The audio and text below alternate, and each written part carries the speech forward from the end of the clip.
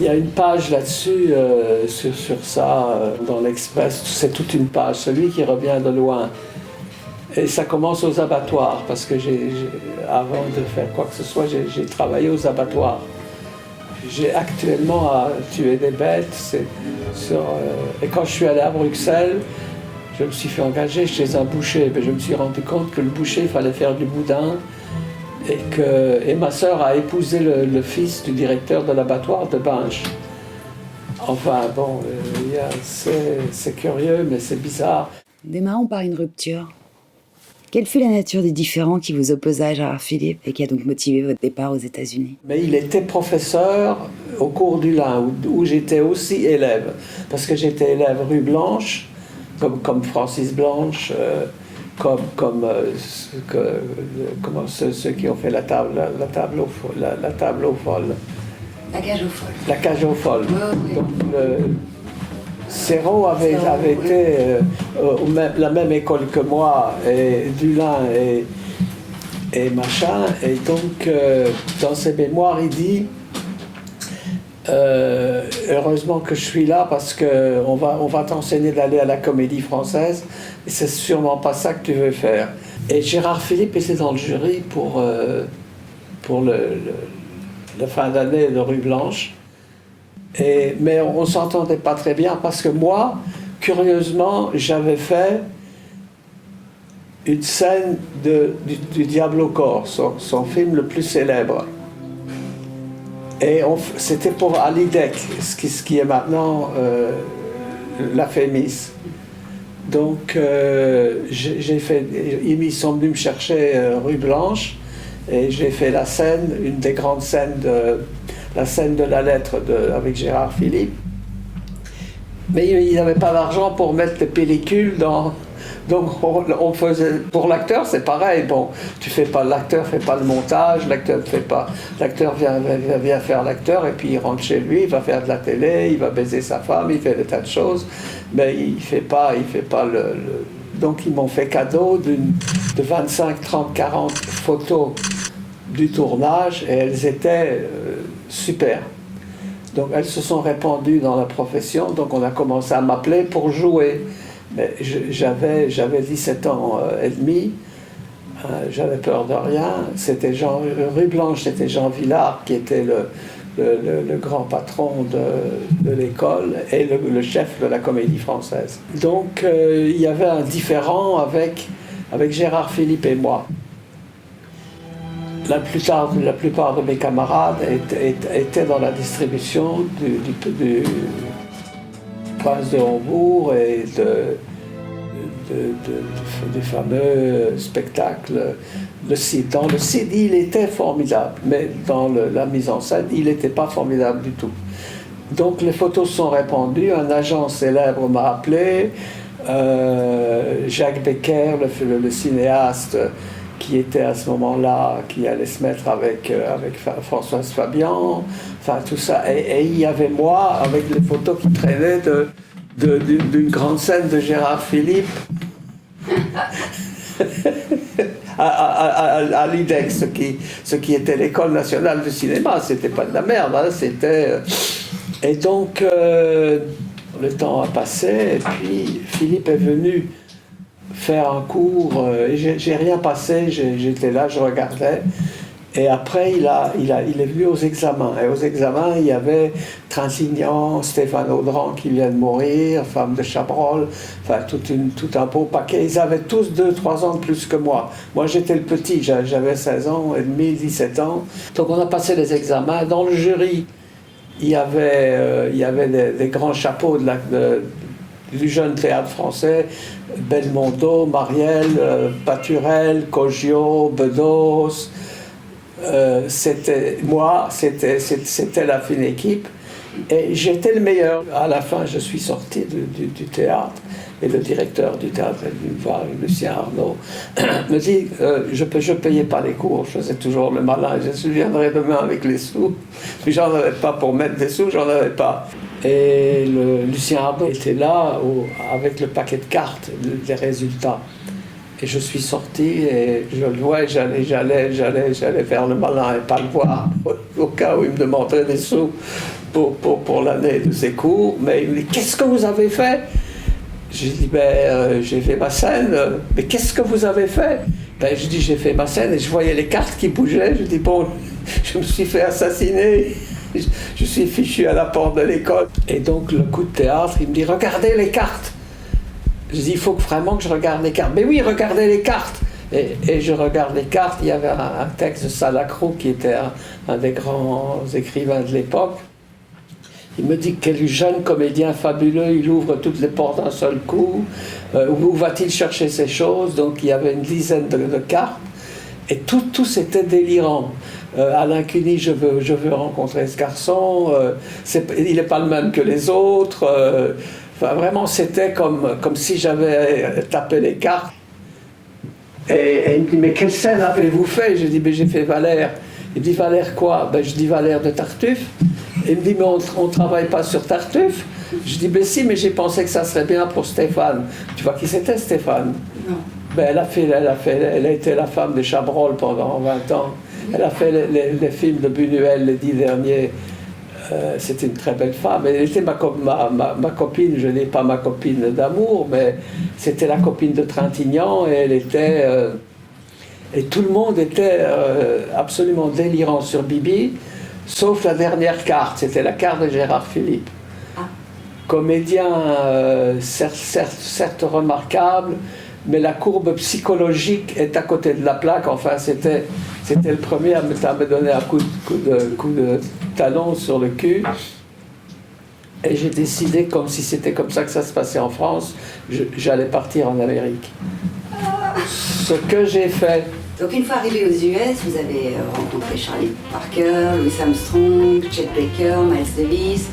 Vous fréquentez Corso, Ginsberg, Kerouac, Henry Miller, Louise Bourgeois, Anaïs Nin, John Cage, Rothko, Robert De Niro. Est-ce que vous avez conscience à cette époque de vivre un moment extraordinaire de la culture et des arts du XXe siècle? Non, moi tu me fais pas, merci. Ou est-ce que tout cela semblait normal en fait dans l'enthousiasme et la folie du moment? On a du mal à se rendre compte de ce qui se passait à ce moment-là à New York, parce qu'il y avait une espèce de renaissance qui se passait à New York, mais c'était l'abstract expressionism. Rothko, Franz Klein, tous les grands de l'abstrait, mais qui avaient été très influencés par Picasso, par d'autres. Sur Miro, Masson, à cause de la guerre, ils avaient tous ces dons qui se connaissaient. Corso, je le voyais tous les soirs parce qu'on allait au même bar, il était toujours sous, on le foutait toujours à la porte. Il y avait John Ashbery, plus tard il a eu 2 prix Pulitzer, il est mort il y a quelques mois. Il avait traduit un de mes poèmes de 2 pages, donc j'étais pris pour un étranger, mais je vivais à New York. Et donc, on se voyait pratiquement tous les soirs. Un soir, il y a David Amram et Kazan qui étaient dans le café où tout le monde allait le soir se saouler la gueule. Il me dit, tu sais, c'est juste curieux, je viens de faire un regard sur tout le monde. Si quelqu'un lançait une grenade, il n'y a plus d'art américain. Et j'ai regardé comme lui, et c'était vrai. Donc il y avait un mouvement, une turbulence, et puis il y avait des petits curieux qui se cachaient, qui préparaient la vraie révolution. C'était Andy Warhol et les autres, si j'ose dire. Donc on n'a pas conscience qu'on vit un moment historique quand on est dans un moment historique. On pense déjà à autre chose. Et c'est ça qui est curieux. Quand vous dites que vous pensez déjà à autre chose, c'est quoi, demain? On a un drôle de système, comme le cerveau pense plus vite que le reste. On n'est jamais vraiment dans le moment.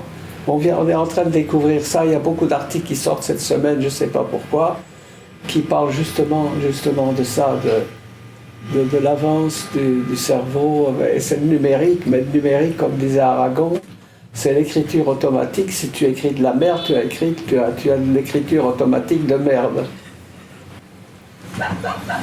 Et il n'avait pas tort.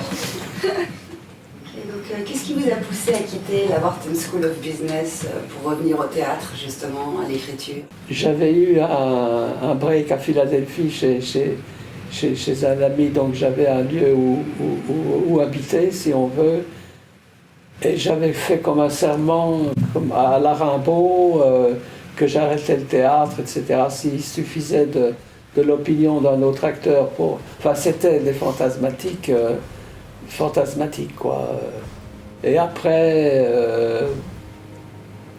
je me suis rendu compte que ce qui était mon métier, ce que je devais faire, c'était du théâtre. Et le cinéma n'était pas dans ma ligne de compte, parce que ça coûtait trop cher de faire du cinéma à l'époque. Et peut-être j'avais une peur de faire du cinéma, de théâtre. Je connaissais, j'en avais fait à 14 ans, je gagnais des prix au théâtre, mais le cinéma c'était Hollywood, c'était tout un bordel. Voilà, c'était pas raisonné, mais je ne l'ai pas fait. J'aurais dû, mais j'étais plus vieux. J'ai 10 ans de plus que Scorsese, De Niro et tous mes copains. Donc, tous voulaient arrêter. Hein. C'était pas qu'ils voulaient faire du cinéma à tout prix. La dernière conversation que j'avais eue avec Scorsese à Cannes, quand ils ont passé Fender, d'ailleurs, dans les films d'interdit, il m'a dit « J'arrête le cinéma, c'est trop difficile, je suis asthmatique. » Et j'arrête le cinéma, je vais crever. Et je dis « Mais non, il faut continuer, on est tous les deux à Cannes, regarde, etc. » Il me dit « Oui, mais c'est tellement dur. » Parce que tout le monde avait parlé de Fender et pas beaucoup de Mean Street. Et il est retourné aux États-Unis, il a rencontré une jeune actrice américaine qui a fait de grands progrès depuis. Elle lui a proposé un film qui c'est Alice Doesn't Live Here Anymore. Alice ne vit plus ici maintenant, ça se passe dans une petite maison, une femme qui a un enfant, etc. C'est Ellen Burstyn et le film a été un succès, donc ils ont ressorti Mean Street et voilà, c'était parti pour Scorsese. Moi je suis allé 10 ans trop tard à Hollywood. Mais je déteste Los Angeles, mais bon. Il y a quand même des épisodes assez spéciaux. Donc, par exemple, comment est-ce qu'un jeune Belge se retrouve engagé dans l'armée américaine en 1954 et se retrouve à diriger au Special Service Division le théâtre de l'armée? Oui, c'est hallucinant parce que je pars de Philadelphie, je quitte Wharton School, et après il y avait la guerre, ce qu'on a appelé la guerre de Corée, qui n'a pas fini, on recommence. C'est que la guerre elle existe, elle est là, la guerre du Nord, la guerre du Sud, ils sont en train de se taper sur les épaules, mais ça c'est pas fini cette histoire. Donc je me suis trouvé à New York,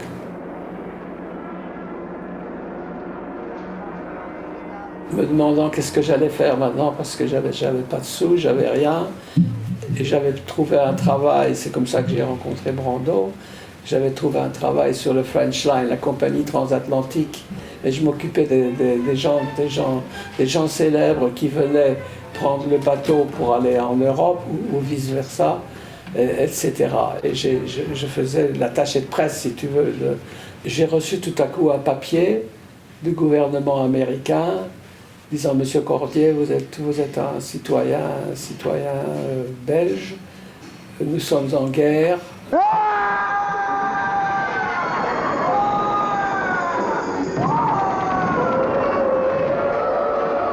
Sur tous les fronts, est-ce que vous pouvez faire acte de présence? Donc tout à coup, je me suis trouvé de rester en Amérique et de faire mon service militaire où j'aurais probablement été assassiné. Je me suis trouvé à Fort Monmouth, New Jersey, où a été inventé la NASA et tout le bordel. C'était le début de ça, en pleine affaire McCarthy. Many of the commanding generals, especially at Tout ça, j'avais 19 ans. Hein. Maintenant, je ne suis pas très vieux à cette époque-là. J'ai fait des pattes et des jambes et des mains et des trucs. Et j'ai été pris dans le Special Services parce que j'étais brillant et que je savais faire de la mise en scène et que les autres ne le savaient pas. J'ai monté Shakespeare. La première pièce que j'ai montée là-bas, c'était Jules César de Shakespeare avec des soldats américains qui étaient de passage à Fort Monmouth et à Fort Dix pour aller faire le soldat en Corée et se faire tuer. Et moi, j'ai monté 4 ou 5 pièces, dont Lilium, qui passe à la télévision en ce moment. On l'a vu l'autre jour avec Charles Boyer. Et c'est un concours de circonstances. Il n'y a aucune chance qu'un jeune Belge qui ne parlait pas l'anglais puisse tout à coup devenir directeur de service sur le North Shore américain. C'était un drôle de carte à tourner, ce truc-là. Vous avez joué quand même pas mal de cartes bizarres, parce que vous avez quand même accepté la direction artistique du Free Southern Theatre. Oui, ça c'est le Sud, ça c'est là où on a tué Martin Luther King. Hein. Exactement, et vous avez joué donc dans le Sud ségrégationniste avec des Blancs comme des Noirs. Oui, des Blancs et des Noirs, on a tout fait là-bas. Est-ce que vous pouvez donc nous parler de votre tournée The Year of the Revolt? The Year of the Revolt. Donc ça c'est... Moi j'étais très proche des gens de la Beat Generation, Ginsberg. J'ai traduit Ginsberg, Harold. C'est encore en librairie. Et je connaissais Ginsberg, Kerouac, tous ces gens-là. Tout le monde se voyait tout le temps, ce c'est ou demain. Et j'ai rencontré un monsieur qui était laid, qui était petit, qui était noir, qui s'appelait James Baldwin. On est devenus copains et je regrette qu'une chose, c'est que il était homosexuel et je ne le suis pas. Et on s'entendait comme terrible. D'ailleurs, il est le parrain de ma fille, tout ça. C'est difficile pour lui parce qu'il était homosexuel et ça tenait pas la route, tout ça. En Amérique, à l'époque, on est dans le début des années 50, 60, etc. Quand, sous son masque noir, un être humain commence à se faire connaître, on ne peut pas échapper à un certain émerveillement terrifiant en face de l'être qu'il est. Ce que notre imagination attribue aux autres êtres est évidemment dicté par les lois de notre propre personnalité. On a monté Blues for Mr. Charlie, produit par l'Acteur Studio dont j'étais le directeur musical, etc. Ça, c'était à Broadway dans une salle de 1700 places. The Yenta Theatre, c'était comme un théâtre national. Et c'est Baldwin qui a écrit la pièce où il y avait 40 comédiens. C'est pas viable à Broadway, une pièce avec 40 comédiens. On l'a montée, ça a été un succès. Sur ces entrefaites, j'ai 2 jeunes Black garçons sont venus me voir me demander si ça m'intéresserait de prendre la direction du Free Southern Theatre. Tous sont devenus des acteurs très connus en Amérique. Hein, Roscoe Orman il y avait ce programme avec des petits-enfants dessus, Denise Nicolas, et tout le monde se connaissait, tout le monde passait la main à l'autre. Maintenant, tout le monde essaie de faire en soi, par soi, c'est moi tout seul, etc. Donc, pour le théâtre français est dans une espèce de catastrophe permanente, autant que le cinéma, voilà. Quel genre de réaction vous rencontrez justement dans le Sud quand vous tournez avec dans le Sud, vous imaginez, ça c'est Black Magic. Oui. Ça c'est un acteur américain noir qui fait le noir. Et une histoire des acteurs par Langston Hughes, super célèbre, Milton Meltzer. Ça c'est Roscoe Orman, maintenant il est beaucoup plus gros. Ça c'est Prêche, monté par Corvier. Quand j'observe votre carrière, je vois quand même que la prise de risque, c'est quand même un moteur assez important dans votre travail. Il y a ce qu'on évoquait juste à l'instant, le combat des droits civiques, mais après il y a aussi votre changement perpétuel de médias. Vous passez de l'écriture au théâtre, au cinéma, au happening justement. Donc, c'est très rare qu'il y ait d'avoir un chemin pareil. Exactement, donc ce goût du risque, la prise de risque, c'est ça qui vous a motivé justement à sans arrêt Je ne sais pas ce que ça veut dire, la prise de risque, ou si ça motive, ou... parce que je devais aller en Suède avec Ingmar Bergman, et ces deux jeunes metteurs en scène. Ils m'ont convaincu que c'est pas en Suède que je devais aller, que c'était là où ça se passait. Et où ça se passait, c'était Mississippi. Donc j'étais en première page du New York Times et d'autres journaux, Experiment in Courage. Et en plus, les critiques des pièces étaient formidables chaque fois. Donc jusqu'au moment où ils ont essayé de me tuer, moi et deux autres. Oui, oui. Et là, c'est ce que j'avais appris dans l'armée américaine m'a bien aidé parce que sinon on serait mort. Oui, oui, c'était des tueurs du Ku Klux Klan, c'est ça? Ah ben, sans problème. Je crois que c'était la In White America, non? Ouais. Pièce. Mais comment on est sorti vivant, c'est après qu'on y pense. Et comme je dis tout à l'heure, on n'avait pas ces caméras-là, on n'avait pas tous ces trucs. Donc avoir une caméra portable était dangereux à l'époque. C'était pas simple. Vous avez des grosses voitures, des grosses Cadillac noires. Les noirs aussi, parce qu'il y avait les Deacons qui étaient... les Deacons, c'était les noirs, et puis de l'autre côté, les blancs, c'était le Ku Klux Klan. Et il y avait eu des morts à Deacon, Louisiane. Ils nous ont arrêtés parce qu'on avait, on avait des affiches de The Year of Freedom, des trucs, et puis ils nous ont laissé partir, disant c'est par là, Jonesboro, c'est là-bas, et Jonesboro, c'est là-bas, c'est là où ils nous attendaient dans les grosses bagnoles, et j'ai dit aux autres, non, on va pas là-bas, on va par là. Mais non, le mec, il a dit que s'il fallait aller, j'ai dit oui, mais le mec, il fait partie du Ku Klux Klan, il n'est pas intéressé à nous donner les bonnes adresses. C'était dingue. Revenons un peu au théâtre et surtout à la méthode qu'on n'a pas du tout abordée encore pour l'instant. Ouais. Comment est-ce que vous avez rencontré Lee Strasberg et que vous en êtes venu à la méthode? Comment elle a influencé votre travail? J'ai pas rencontré Lee Strasberg, il est venu voir une pièce que j'ai montée, qui a été montée à New York, qui était une très belle pièce. Ils en ont fait un film après avec les grandes stars, Burt Lancaster et d'autres. Strasberg est venu, il n'est pas resté pour dire bonjour après à des gens avec qui il travaillait, puisque c'était des membres de l'Actors Studio, principalement à 95%. Mais une des filles qui plus tard a épousé Harold Clurman était de jouer le rôle de Lizzie dans la pièce. Donc Strasberg était venu la voir, elle, et pas moi, parce que je n'avais pas encore fait de mise en scène célèbre.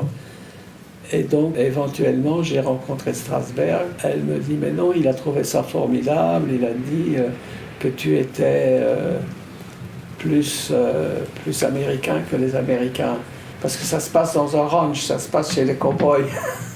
Donc je suis devenu copain avec Strasberg.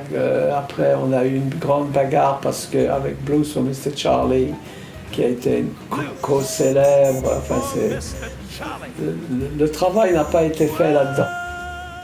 Quand on voit les gens que j'ai pris dans...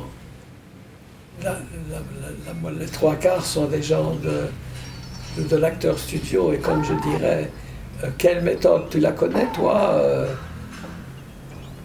Non, je la connais pas, mais j'en entends parler de temps en temps.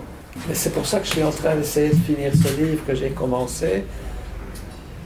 Tu t'en ai parlé, ça? Non. Commencer sur...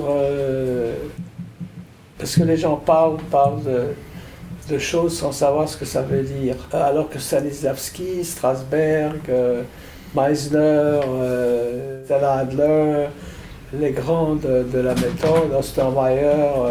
Ostermeyer, c'est extraordinaire ce qu'il fait. Et tout à coup, je le vois à l'Odéon et bon, là, en plein dans la gueule, les Doors. la musique dont il se sert, on dirait que ça a été refait par moi. And the clock waits so patiently on your song. You walk past the cafe, but you don't eat when you live too long. Oh, oh, oh no, you're a rock and roll suicide. L'acteur studio, c'est quelque chose de faux, parce que l'acteur studio a été cofondé par Ilya Elaï Kazan, qui est un très grand metteur en scène, et qui voulait tout à coup tester son pouvoir de metteur en scène au cinéma, et il n'avait toujours pas fait de film, et puis il l'a fait, et il a prouvé que ça le faisait chier de donner des cours. Et c'est comme ça qu'il a dit à Bobby Lewis, donne des cours, moi ça me fait chier de donner des cours à des gens qui n'iront nulle part. Parce que la vérité, si quelqu'un te dit je veux être acteur, je vais faire l'acteur, il faut lui acheter un flingue. Et lui dit tiens, prends le flingue, va près de la rivière et tue-toi. C'est le meilleur conseil que... On avait posé la question à Gene Hackman. Qu'est-ce que vous recommandez si vous avez un enfant qui veut faire du théâtre? Il a dit shoot him or shoot yourself. D'accord. Les jeunes acteurs en herbe seront ravis de voir cette partie de l'interview. Faire des photos de théâtre, de pièces, c'est très dangereux parce que saisir le moment, donc on fait venir des professionnels qui font des posages, des profilages, des trucs, là tu fais ça, et on sait toujours bien que c'est pas... Donc j'ai dit mais fais des photos, tu as l'œil pour ça, et elle ne voulait pas le faire naturellement, mais naturellement elle l'a fait. Et j'ai découvert la photo par hasard, parce que quelqu'un a fait des photos, des bijoux sur moi, des détails, et là j'ai découvert la chambre noire. Et la chambre noire m'a fascinée. D'abord, avant, la photo ne m'intéressait pas du tout, ni le cinéma. Et j'ai acheté un appareil photo à Berlin-Est, et j'ai commencé, et dans les premières photos, il y avait des murs. C'était plutôt toujours des choses de cité, de ville, qui bougent pas, d'architecture, des gens aussi, mais moins. Et donc, mais j'avais aucun problème à faire des photos de théâtre, il faut juste suivre l'action. Comme je voulais être actrice à un moment aussi, je ne me suis pas tuée non plus. Et comme j'ai joué au théâtre, j'avais aucun problème de faire des photos de théâtre.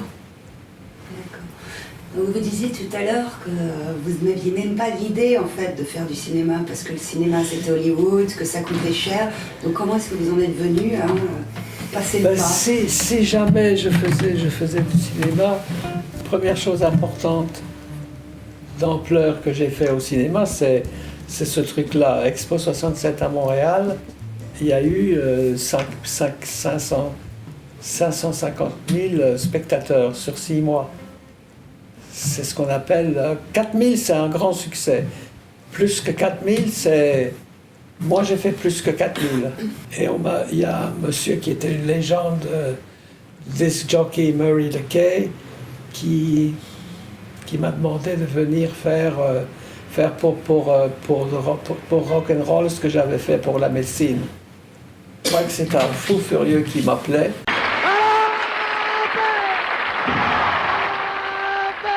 C'était pas un fou furieux du tout, c'était Murray LeKay qui était le disc jockey que tout le monde écoutait. Enfin, c'est lui qui a amené Jimi Hendrix, beaucoup de gens. Il est venu à Montréal voir le truc et il a été très impressionné, il a fait pipi dans sa culotte. Du coup, ça prévaut complètement ce qu'on appelle aujourd'hui les vidéoclips. Ah oui, bien sûr, bien sûr. Qu'est-ce que vous pourriez nous raconter justement l'un de ces tournages, par exemple celui avec les Doors, People Are Strange, avec les masques? Mais ça, c'était une idée de Morrison, les masques. Et j'adore les masques parce que je suis né dans une ville de carnaval. Vous savez, il y a le livre Binge, si vous voulez le voir. Oui, le carnaval de Binge avec les masques. Voilà. J'y avais pensé. Non, mais avec moi, tout se touche, hein, ça. On a l'impression que c'est n'importe quoi, c'est à cause de ça. Eh ben non, pas du tout. parce qu'il y avait aussi, pas seulement les Doors, il y avait Otis Redding, Aretha Franklin, les Beatles.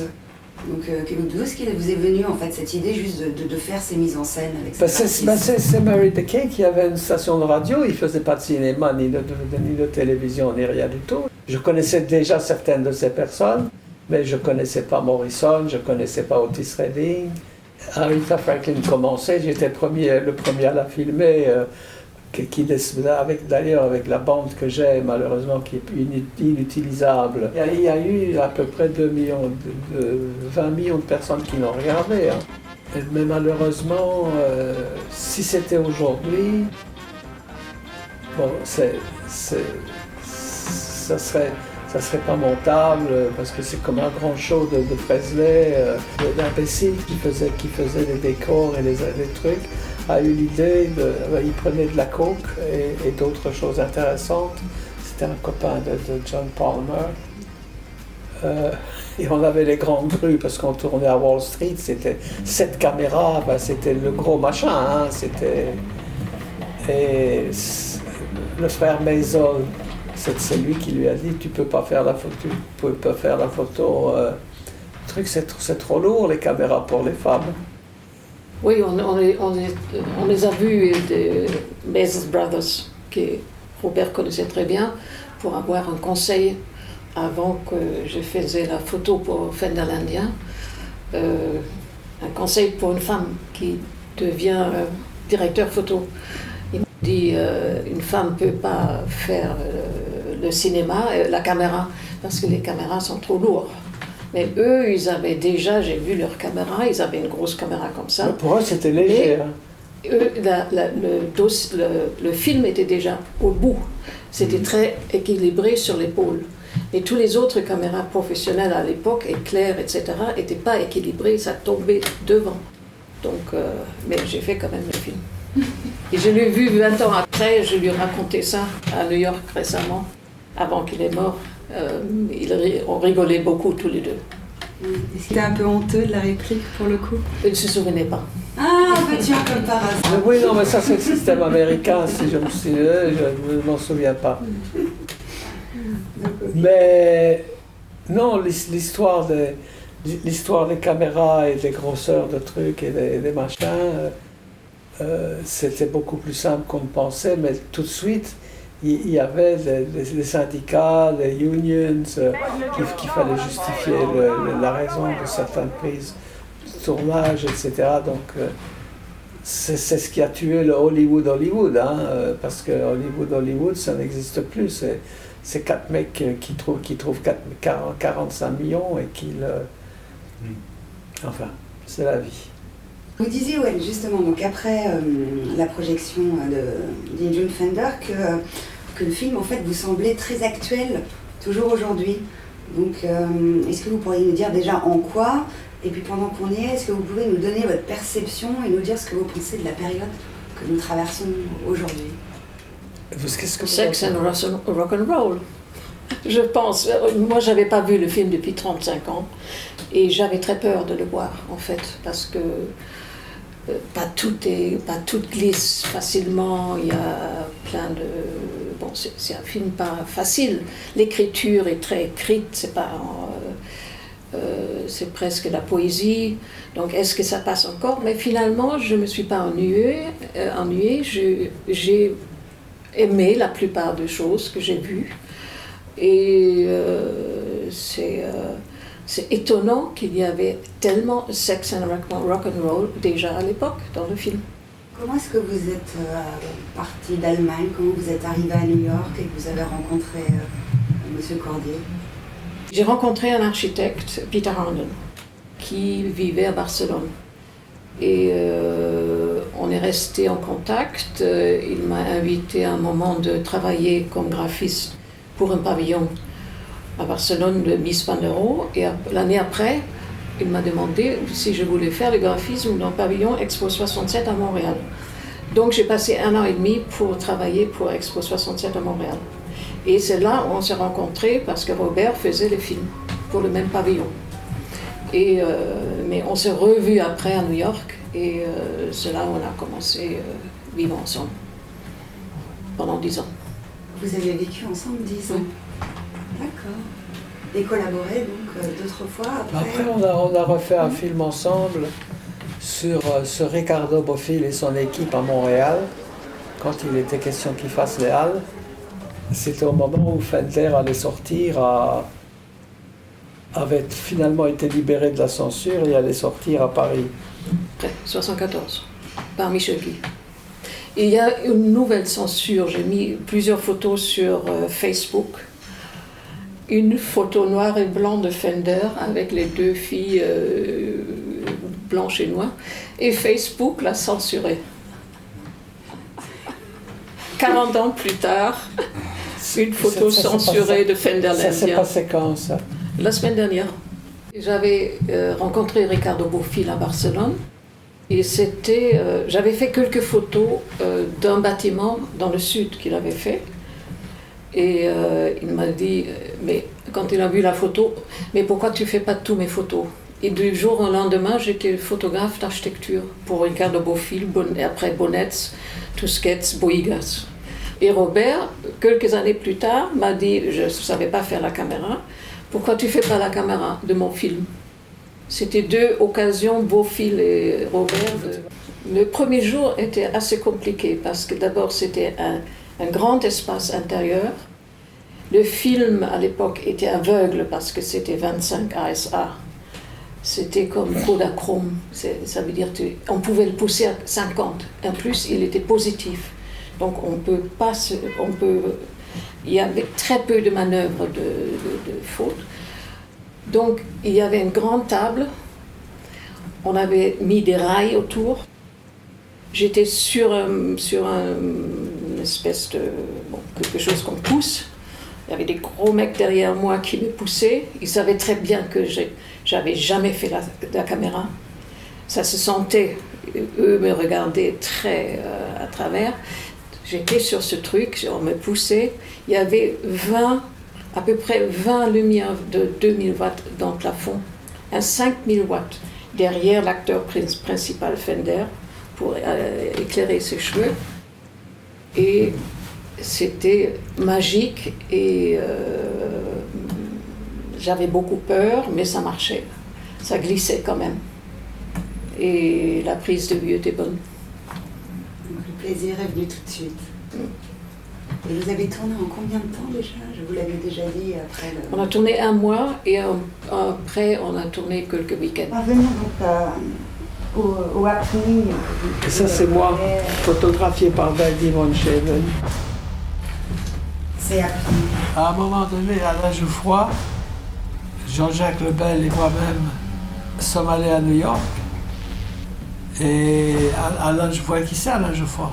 C'est un grand poète qui vient de mourir, qui était un des grands critiques d'art, toutes ces revues, les magazines, qui a découvert beaucoup de choses et qui a fait beaucoup d'entretiens avec Marcel Duchamp et tout ça, et l'idée de faire à New York un happening, comme on avait déjà fait un happening ici à Paris, à la Galerie 55, avec Jouffroy, Michel Buteau, pas mal de monde intéressant. Et que Opus International allait faire, dont Jouffroy était un des éditeurs, un numéro spécial sur Duchamp, m'a demandé d'écrire un texte. Donc j'ai écrit un texte à propos de Duchamp et sur Duchamp. J'ai eu l'idée de faire un happening avec Duchamp à partir du texte, et ça s'est fait. Et à ce moment-là, Duchamp me dit, mais ce qu'il faudrait faire, c'est faire un happening sur Ava Gardner. Mais je dis, mais moi je ne la connais pas, Ava Gardner. Elle dit, mais si, elle vient de rentrer à New York, elle est malheureuse parce qu'elle s'est disputée avec John Huston et tout, etc.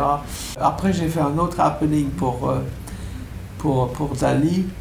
J'ai fait la première lecture en français. Dali me dit, mais il faut le faire en anglais maintenant parce que Ava, elle ne parle pas du tout l'anglais, le français, donc...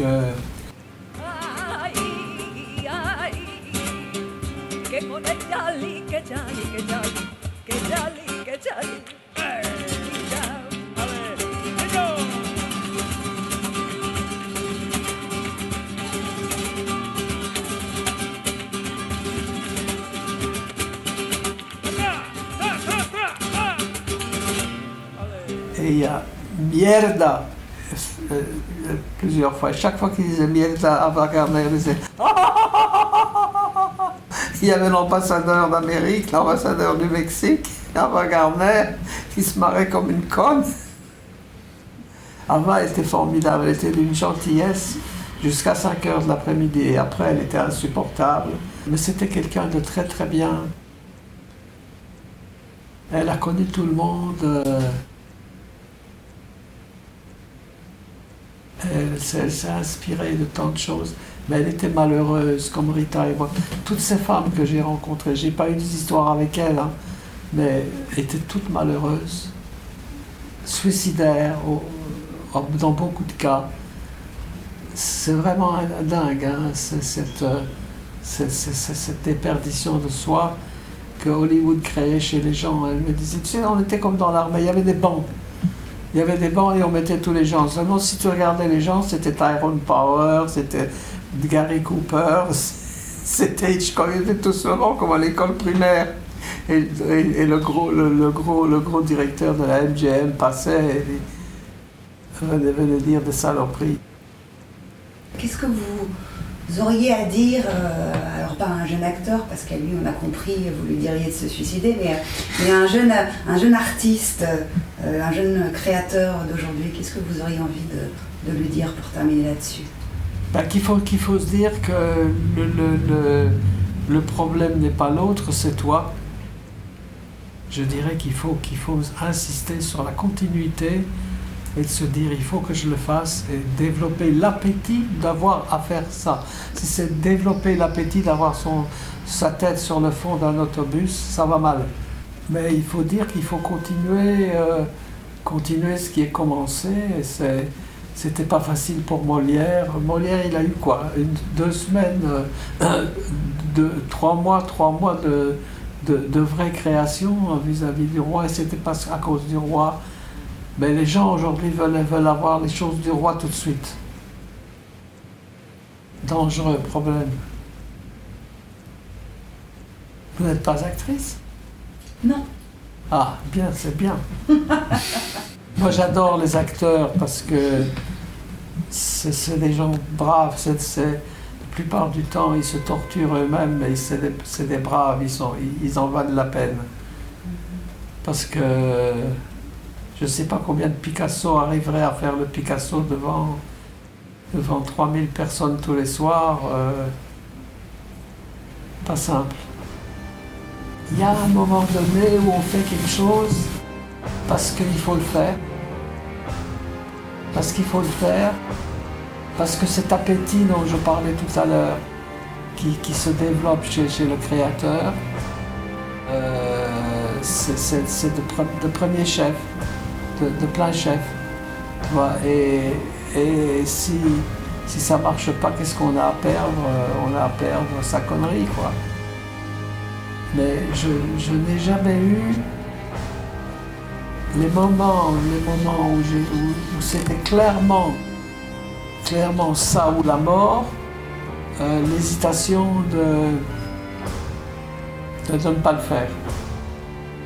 Parce que c'est dangereux. Si on ne pense pas que c'est dangereux et qu'on ne fait pas, il faut faire autre chose, il faut faire un autre métier.